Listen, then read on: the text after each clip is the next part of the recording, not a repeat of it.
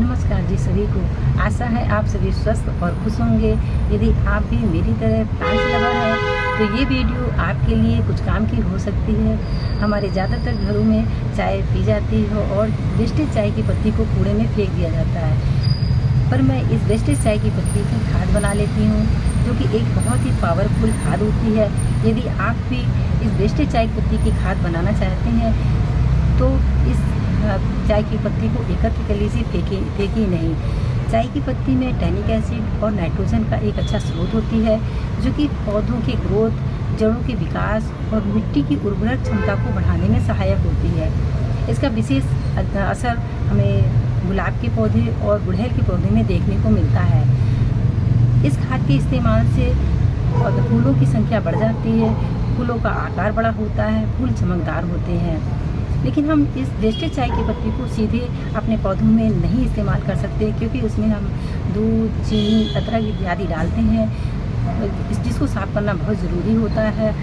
और चाय की पत्ती को फुल डिकम्पोज होना भी बहुत ज़रूरी है, नहीं तो पौधों में फंगस और कीटी की समस्या हो जाएगी और पौधों में इस खाद का फ़ायदे की बजाय नुकसान ही पहुँचाएंगे। इसलिए चाय की पत्ती को फुल डिकम्पोज होना बहुत ज़रूरी है।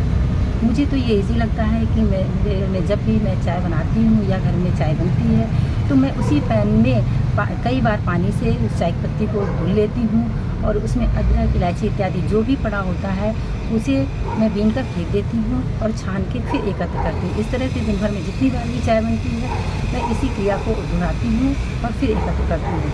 फिर उसको आपको जो ईजी लगे वो आप कर सकते हो। आप स्टोर करके ज़्यादा मात्रा में एकत्र करके फिर धुल के और फिर इकट्ठा कर सकते हो। मुझे तो प्रतिदिन इसी तरह करना सही लगता है। फिर इसको अगले दिन मैंने एक मिट्टी का बर्तन बना रखा है, मैं उसमें डाल देती हूँ और थोड़ा सा कोकोपीट गुरक कर और वेस्ट डिकम्पोजर छिड़क कर किसी डंडी की सहायता से चला देती हूँ, फिर ढक के रख देती हूँ। फिर पूरे दिन जो चाय पत्ती इस तरह से एकत्र होती है, फिर उसके अगले दिन मैं फिर उसी बर्तन में डाल देती हूँ और कोकोपीट गुरक कर और वेस्ट डिकम्पोजर छिड़क कर और चला देती हूँ। चलाना इसलिए ज़रूरी है ताकि सारा जो मटेरियल ऊपर नीचे हो जाए और उसमें ऑक्सीजन का फ्लो हो जाए। इस तरह से करते करते जब ये मिट्टी का बर्तन पूरा भर जाता है उसमें डालना बंद कर देती हूँ और एक नया बर्तन बना लेती हूँ।